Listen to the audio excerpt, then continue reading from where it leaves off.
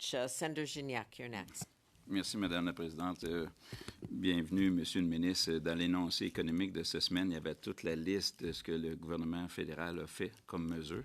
Donc, je veux reconnaître et saluer les efforts que votre gouvernement fait pour venir à bout de la crise du logement. Ceci dit, cette crise-là provient d'un déséquilibre entre l'offre et la demande.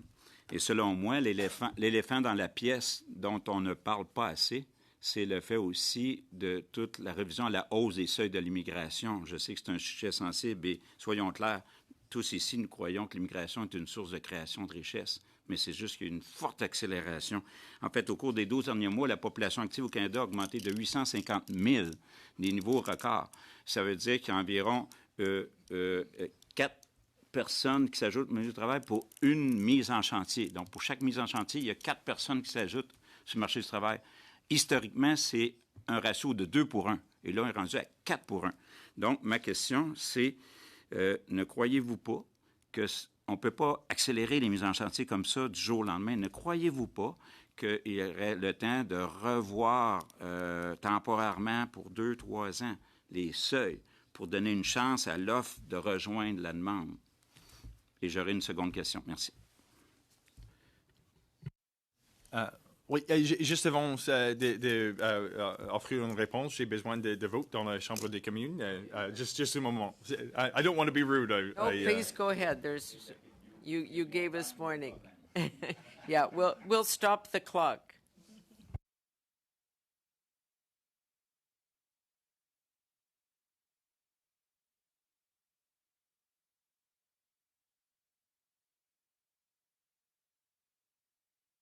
Je vais recommencer.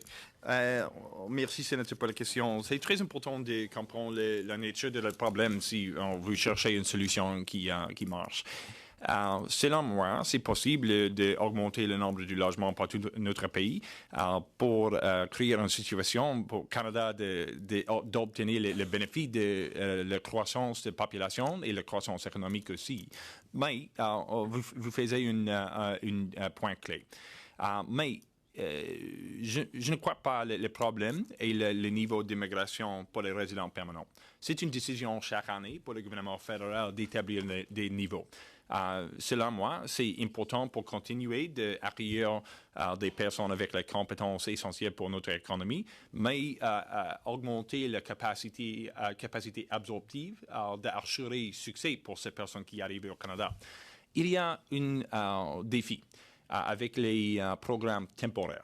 Parce que le gouvernement fédéral ne mettra pas le niveau pour ce programme. En particulier, le programme pour les travailleurs étrangers et pour les étudiants internationaux aussi.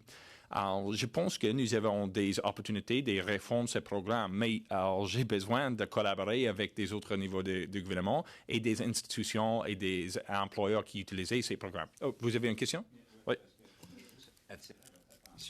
Qu'on n'a jamais vu ça depuis la Seconde Guerre mondiale. Un écart entre l'indice d'inflation, l'IPC, qui augmente de 3 % depuis un an, et le prix des loyers et l'indice de location qui augmente de 8 %. Un écart aussi grand, ça ne s'est jamais vu depuis la Seconde Guerre mondiale. Et il y a 37 % des ménages canadiens qui sont locataires. Et il y a une pénurie de logements. Ne croyez-vous pas que, temporaire, vous devriez regarder ça aussi, parce que c'est des Canadiens ordinaires qui se trouvent à payer le prix actuellement pour le fait qu'on n'a pas cette capacité d'absorber toute cette immigration-là temporaire, des travailleurs temporaires. Ils ne sont pas tous plombiers, menuisiers, ces gens-là qui viennent. Donc, vous ne devriez pas considérer des quotas. Merci. A minute to answer, Minister. Just for speed, I'll speak in English if that's okay. I would not agree it would be a good idea to limit our ambition on permanent residency program. Many of the people, close to 40%, are already here, are working, and that's challenging. For the temporary programs, yes, we should be reforming them, but the federal government doesn't control those numbers. The provincial governments select the institutions under the International Student Program, for example, and there are institutions who are exploiting students and abusing these programs, in my opinion, and they're not doing a service to the students that come here, they're not doing a service to the economy, and we need to work with provincial governments to crack down on them. On the temporary foreign worker programs, we need to make sure that we're not inviting employers to depress Canadian wages and that we're focusing on people who are actually going to contribute essential skills. I do think we can create programs to be more focused in who comes to solve the social challenges that we're dealing with, this is a great opportunity for reform, but the federal government can't do it alone when we're dealing with demand-driven programs rather than the levels that we set.